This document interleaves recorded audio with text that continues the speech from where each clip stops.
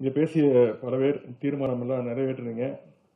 முதலமைச்சருக்கு துணையாக நான் வர வேண்டும் என்ற இந்த தீர்மானம் தான் நிறைவேற்றப்பட்டது.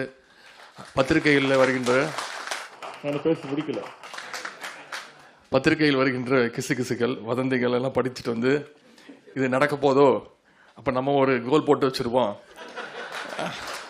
துண்டு போட்டு வச்சிருவோம் அப்படின்ற அடிப்படையில் இங்கே பேசியிருக்கிறீங்க.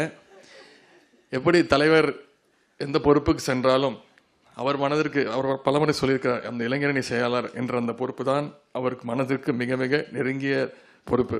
அதே போல் துணை முதலமைச்சர் அப்படின்னு பல முறை என்னை வந்து பத்திரிகை நண்பர்கள் கேட்டபோது கூட சொன்னேன், ஆமாம், எல்லா அமைச்சர்களுமே எங்களுடைய முதலமைச்சருக்கு துணையாகத்தான் இருப்போம். இங்கே வந்திருக்கக்கூடிய அத்தனை அமைப்பாளர்களுமே நம்முடைய முதலமைச்சருக்கு துணையாகத்தான் இருப்போம். எவ்வளவு பெரிய பொறுப்பு வந்தாலும் என்னுடைய மனதிற்கு மிக மிக நெருங்கிய பொறுப்புன்னா அது கண்டிப்பாக